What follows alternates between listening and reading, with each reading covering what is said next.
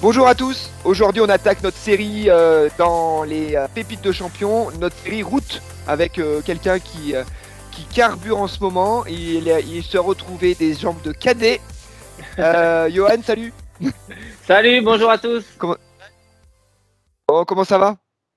Ça va impeccable, ouais, comme tu dis, hein, des jambes de cadet, plein de bons chronos ces derniers mois et surtout plein de motivation et le plaisir. J'ai retrouvé le plaisir de courir sans douleur, ce qui est le plus important dans la pratique de la course à pied. Et du coup, quand on prend du plaisir dans sa pratique, forcément, les résultats sont là. Donc voilà, Ouais. plein d'objectifs en tête et voilà, motivé comme un cadet, par contre, comme tu le dis. Bon, mais ça je le savais. Ça. Pour ceux qui te suivent sur les réseaux sociaux, ça transpire sur tes pages. Voilà, l'idée de ce petit pépite de champion, c'est autour de ton activité, effectivement. Mais en fait, pour ceux qui se connaissent pas trop, bon, ils sont pas beaucoup, ils sont 3-4 en France, tout te connaît. Tu pourrais te présenter en quelques mots? Moi, donc, c'est Yohan Durand. J'ai démarré l'athlétisme à l'âge de 15 ans. J'ai eu ma première sélection en junior à 18 ans pour des championnats du monde junior de cross. Et puis, progressivement, j'ai continué une phase de progression en quelque sorte. Et j'ai couru le 1500 mètres en 3,38, le 3000 en 7,44, le 5000 en 13,17. Et progressivement, je me suis tourné vers la route à l'âge de 30 ans quand j'ai senti que la piste, ça devenait un peu plus compliqué pour moi et que j'ai eu aussi des problèmes physiques au niveau du tendon d'Achille qui m'ont gêné et qui m'empêchaient de pouvoir m'exprimer sur la piste. Donc progressivement, je suis monté sur la route à l'âge de 30 ans et aujourd'hui, voilà, j'ai des références à 28,15 sur 10 km, à 1h03 au semi et à 2h09 au marathon récemment à Paris. Et voilà, pour mes chronos les plus importants. Bon, 1h03, ça fait toujours kiffer parce que c'est-à-dire que 1h03, c'est vous passez au 20e et il y a pas encore écrit 1 heure. Ouais, c'est ça, c'est ça. Ah, c'est à C'est plus ça. de 20 à l'heure. Mais Heu, j'ai ouais. l'objectif de le descendre parce que de battre ce record là récemment, je vais faire bientôt le semi-marathon de Séville parce que je trouve que c'est le record le plus. Voilà, le 28-15, je sais qu'il est optimisé. Le 2h09, il est optimisé aussi. Et si je les bats, ça va être que de quelques petites secondes. Mais sur semi, j'ai envie d'aller Mmh. chercher les 1h01, 1h02, me Ouais. rapprocher des 1h02, quoi. Là, à Paris, tu passé en combien là au SMI tu fait donc on rappelle, hein, 1er français au marathon de Paris pour 2021. Bon, c'était un marathon de Paris, avec des dates particulières, mais bon, c'était le marathon de Paris et 1er français, tu passes en combien au SMI? Alors, je fais donc 2h09, 21 à l'arrivée et on passe en 1,4,20. J'étais D'accord, pas loin de donc battre mon déjà, record ouais. au temps de passage. Après, Ouais, ce que j'allais dire. le semi à Paris est favorable parce on a deux bonnes descentes avec Vincennes et le départ sur les champs qui est quand même assez favorable. Donc, c'est la deuxième partie qui est le plus dur à Paris, hein. Bon, ça on trahira pas le secret, mais avec ton accent, tu viens pas de Paris? Toi, tu cours dans Non, quel coin? moi je viens de Bergerac, hein. Je suis né à Bergerac, qui est donc à l'est de Bordeaux, à 1 heure de Bordeaux, en Dordogne. Et ouais, je suis originaire de Montbazillac même, hein. Mes parents sont vignerons, font du vin, donc j'ai baigné dans le milieu un peu agricole, très attiré par le vin, très attaché à mes racines et aux valeurs de la Dordogne, hein, qui sont proches de la campagne, enfin des choses comme ça. Et ouais, j'adore le vin. Je suis un peu, tu vois, je me prends pas la tête sur la bouffe. Tu sais, la Dordogne, c'est les Mmh. cèpes, le foie gras, Ouais, le magret de canard, les trucs ouais. comme ça. Et c'est vrai que je suis plutôt de cette école-là à bien manger, bien boire. Je me fais des petits plaisirs dans la saison pour pouvoir être bien dans sa tête après et performer parce qu'on fait un sport dur, hein, le Ouais. marathon, enfin la course à pied en général, c'est un sport dur. Mmh. Donc je m'octroie comme ça des petits moments de plaisir pour bien manger, bien boire. Et ouais, et donc du coup, c'est vrai que moi je viens du vin, donc j'ai toujours adoré le vin. Et voilà, donc le sud-ouest, c'est souvent ça, bien manger, bien boire, quoi. Et du coup, tu cours dans donc toi, tu habites dans c'est quoi ta ville de départ? Ma Là, ville tu de habites où départ, actuellement? C'est Bergerac. Après, je me suis un peu expatrié sur le bassin d'Arcachon depuis 4-5 ans maintenant pour préparer le marathon, puisque en Dordogne, les forêts par chez nous ont tendance à être un petit peu accidentées et elles sont un peu Mmh. plus orientées trail qu'avec des sols qui sont quand même assez collants l'hiver, assez boueux, assez pluvieux. Ouais. C'est pas une région non plus pour le marathon qui est la plus favorable. Donc du coup, j'ai décidé quand je suis parti sur marathon d'aller en bord de mer avec beaucoup de pistes cyclables et des forêts de pins ultra plates et des belles lignes droites pour faire mal à la tête. Ouais. Et du coup, c'est pour ça que de temps en temps, je vais m'entraîner assez régulièrement sur le bassin d'Arcachon pour avoir justement ces pistes cyclables et ces parcours un peu plus monotones, mais avec un sol un peu plus stable, quoi. Ouais, c'est vrai qu'en Dordogne, même la route, je me souviens d'avoir suivi un copain qui faisait les 100 km de Belvès. Ouais. Ouais, à la fin, même en vélo, c'est compliqué quand même. Ouais, non, c'est ça. On a très peu de plats par chez nous et c'est ce qui fait la beauté du territoire, hein. Mais c'est vrai que quand je suis en Ouais. préparation marathon, les 3 derniers mois où il faut vraiment travailler sur certaines allures, à être calibré, à s'entraîner sur des parcours qui sont toujours relativement plats. Donc, je m'exporte un peu sur le bassin, ouais. D'accord.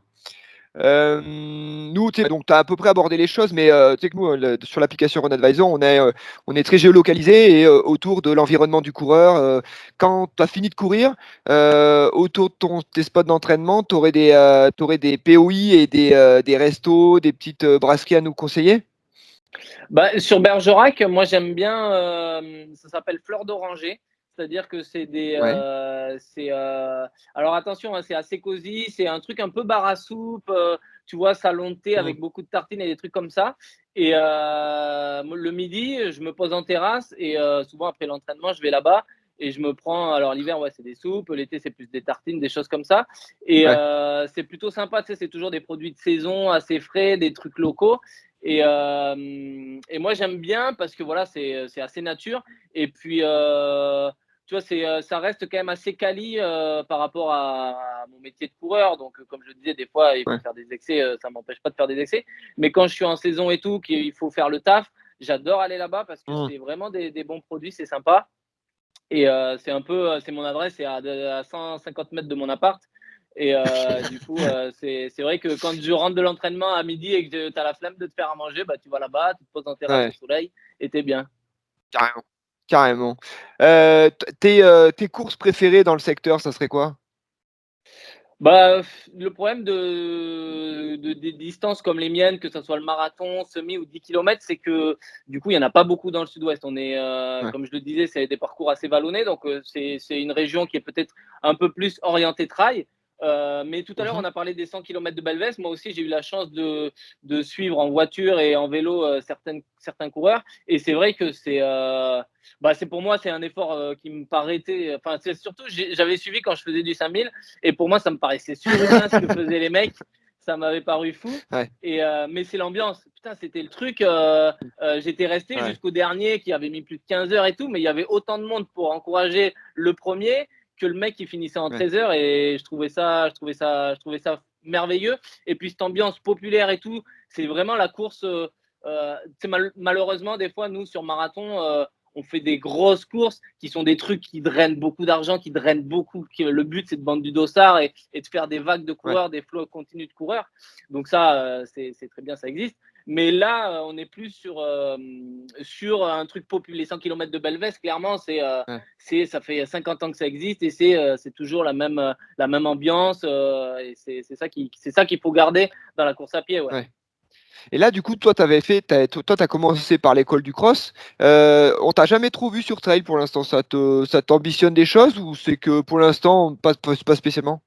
Non, bah, j'en ai fait pour les bonnes causes. C'est-à-dire que, comme je disais tout à l'heure, donc la plupart des courses sur route chez nous, c'est des trails et souvent, elles sont souvent associées avec des causes un petit peu caritatives et Mmh. et moi, ça me tient à cœur de courir à la maison et donc du coup, j'ai fait pas mal de trails comme ça caritatifs chez moi, mais c'est des distances qui pouvaient rentrer dans ma préparation. C'est des 20, maximum 25 kilomètres avec, peu de dénivelé. Tu vois, tu as 300 mètres de dénivelé donc c'est des trucs que tu peux courir à 17 à l'heure. Ouais. Ça va. Non, mais clairement, j'y monterai, hein. J'y monterai dans le trail, mais comme c'est deux sports, pour moi, c'est incomparable. Le trail et le marathon, c'est Ouais. deux sports qui Ouais, sont clairement. différents. Et clairement. je sais que le jour où j'irai sur le trail, il faudra que je prenne de la musculature, il faudra que je bosse tout ce qui est Mmh. descente, le cardio, je l'ai, mais après tout ce qui est musculaire, c'est différent. Et donc, je sais que Mmh. quand je prendrai cette optique de partir sur le trail, bah, je pourrai plus jamais revenir sur la route. Donc, pour Ouais, l'instant, je veux vraiment faire ma carrière sur la route, finir ce que j'ai à faire sur la route, et ouais. après, j'irai m'amuser sur le trail parce que c'est vrai qu'il y a un côté fun, bah, dépassement de soi. On n'est pas contre le chrono, on est un peu contre soi-même. Et puis après, Mmh. le fait de courir dans la nature et tout, qui me plaît. Et c'est clair que j'irai là-dessus. Ouais. OK. Si toi devais, là, en gros, autour de ta carrière, bon, j'espère que bon, même si tu es passé M0, heu si tu avais un moment, à retenir de ta carrière, juste ton meilleur moment actuellement, ça serait quoi? Bah, je dirais que il y en a eu 2. Et le premier, je pense que c'est quand j'ai été vice-champion d'Europe, espoir, dans la catégorie espoir. J'avais terminé, donc 2e des championnats d'Europe sur le 1 500 mètres, donc sur la Ouais. piste, hein, sur une distance, courte. Et je pense que c'est ce qui m'a un peu, fait prendre conscience que je pouvais, ambitionner des choses fortes dans mon Mmh. sport, tu vois? C'était que la catégorie espoir, mais faire une médaille à des championnats d'Europe, je m'étais dit: «Ah ouais, quand même, Ouais, c'est clairement. pas rien, Mmh. je peux devenir athlète professionnel, je peux en faire mon métier». Et derrière, je m'étais vachement investi et j'avais pris la décision de devenir athlète à 100%, tu vois? Donc là, ça avait été, Mmh. je pense que ça a été un déclic pour moi. Et le deuxième, bah, ça serait le marathon de Paris il y a 3 mois de ça, avec les 2h09, un record, à exploser, une ambiance de fou à Paris, tu vois? À la maison, c'est un truc, Mmh. moi, j'ai toujours aimé faire Paris parce que c'est le marathon français, il y a tous les meilleurs Français Ouais. qui viennent quand même sur ce marathon. Et tu es vachement, tu vois, tu vachement encouragé, le fait que ça soit Paris, et faire premier Français là-bas, ça a été une grosse Mmh. satisfaction. Et c'est les 2 grosses courses que je retiendrai, dans le sens, une où c'est plutôt le côté déclic, et l'autre, Ouais. c'est presque la consécration, parce que 2,9, je sais que, bah, pour aller faire mieux, Ouais. faudra vraiment Ouais, et puis que je sois en forme. après les 2h09, en plus, ça validait le fait qu'un petit peu c'était ton retour, quoi. Ça faisait un peu Ouais, c'est ça. le chrono phénix, parce que tu Ouais, avais eu quand même 2 années compliquées, avec les blessures et tout ça, et que finalement c'est ça. j'étais c'est vrai que je pense que tous ceux qui te suivaient, ils étaient super contents pour cette perf là, quoi. Ouais, c'est ça, ouais.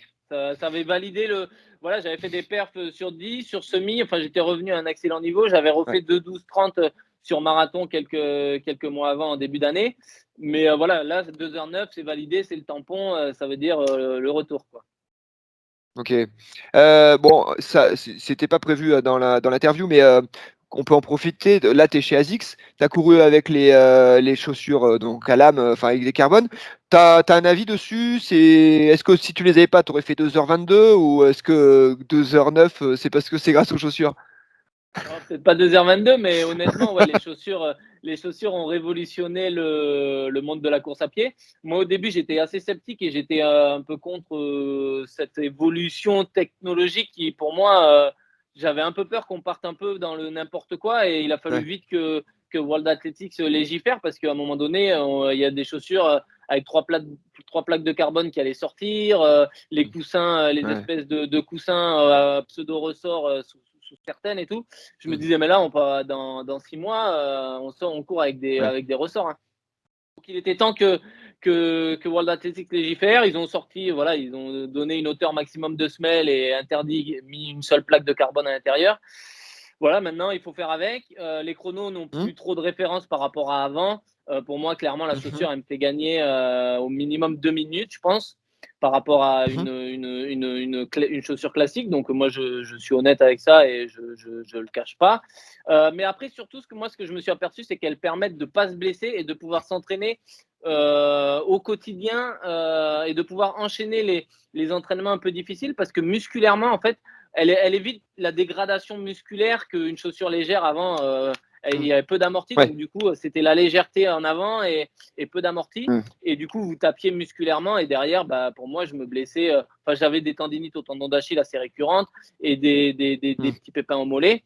Et là, le fait d'avoir cette hauteur de mousse et cette absorption des chocs par la chaussure, bah, aujourd'hui, je me blesse moins, et donc aujourd'hui, je suis plus performant grâce à ces chaussures-là, ouais. Et tu cours, du coup, l'entraînement, tu fais comment? Tu mets tout le temps celle-ci? Tu fais comment? En fonction de Non, l'entraînement, tu vas changer? Non, tu changes? ouais. Non, les chaussures marathon, la spécifique marathon légère, les ASICS Metaslip pour les citer, Ouais. je les mets uniquement pour les séances spécifiques. Donc c'est tous les 10-15 jours en gros. Et après, je Ouais. garde mes chaussures basiques, sans lame de carbone. Mmh. Mais après, dans les chaussures du quotidien, les équipementiers et les marques se sont mis à faire des chaussures beaucoup plus moelleuses, beaucoup plus Mmh. confortables, avec beaucoup plus d'amorti qu'avant. Et du coup, Mmh. même les chaussures d'entraînement aujourd'hui, elles ont, avec l'apparition de ces mousses un peu plus absorbantes, elles sont. Enfin, moi, je le vois avec ASICS, si je suis ASICS depuis. J'ai vu un virage entre 2018, les premiers produits que j'avais, Ouais. et 2020, où à partir de 2020, on a, que ce soit même la Nimbus ou les choses comme ça, elles sont montées sur Mmh. enfin, l'amorti, c'est le système Blast, qui est beaucoup plus mou et qui absorbe un peu plus les chocs, quoi. Ouais, OK. Là, si tu avais un VDM de route de coureur, là, tu aurais quoi pour ton c'est quoi ta loose absolue pour l'instant? Bah, la loose absolue, ça n'a pas été tellement une loose, mais ça a été un gros stress.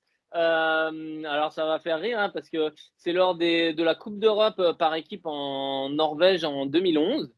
Donc je participe au 3000 avec l'équipe de France à la Coupe d'Europe sur le 3000. Et donc c'était une course diffusée en direct à la télévision, tu vois, sur France 2, France 3. Ouais. Et donc je suis dans la chambre d'appel et tout. Je mais mon short et au moment de mettre mon short, je me rends compte que le short, c'est du M et que dessous, donc j'ai pas de sous-vêtements et que le short flottant du short, tu sais, il y a un slip intégré dans le short, il est Ouais, pas ouais. hyper cintré, tu vois, il est pas hyper serré.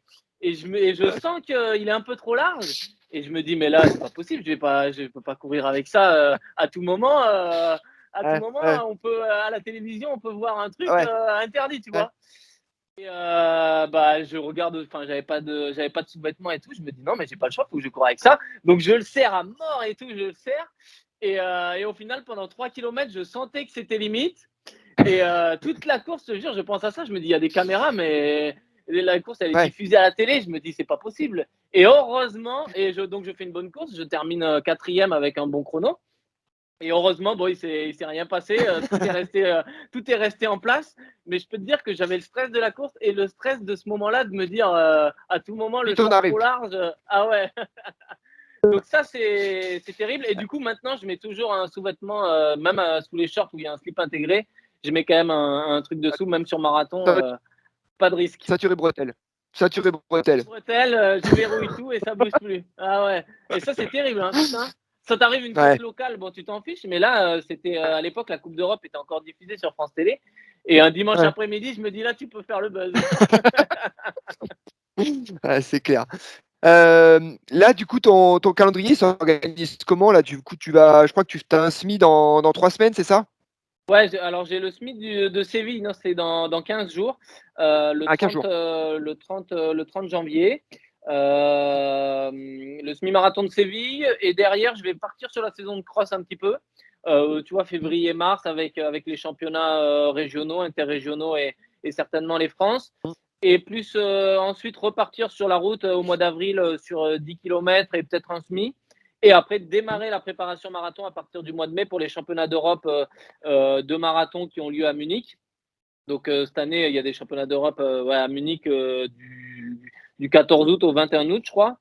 Et donc moi, je suis sélectionné là, avec mes 2h09 sur le marathon. Et donc, je vais faire une préparation assez longue de 16 semaines à partir Mmh. du mois de mai, avec des stages en altitude à Font-Romeu pour bien le préparer.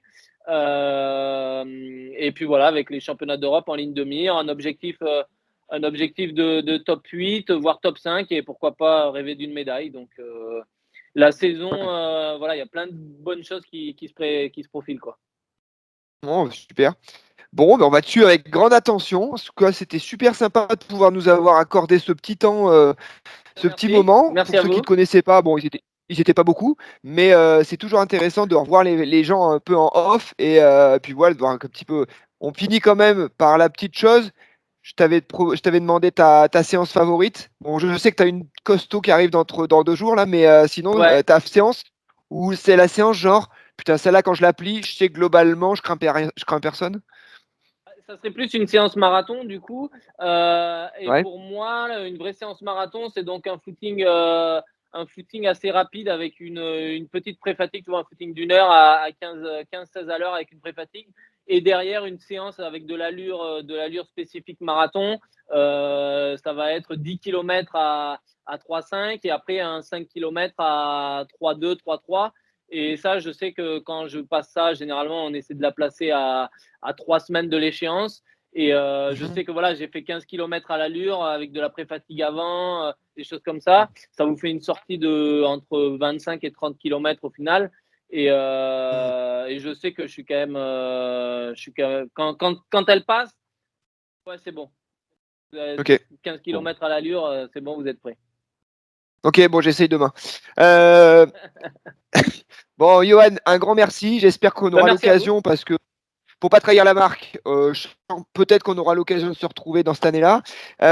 Et puis, ben, encore merci. Tu ouvres la série des routiers. C'était un grand plaisir de t'accueillir.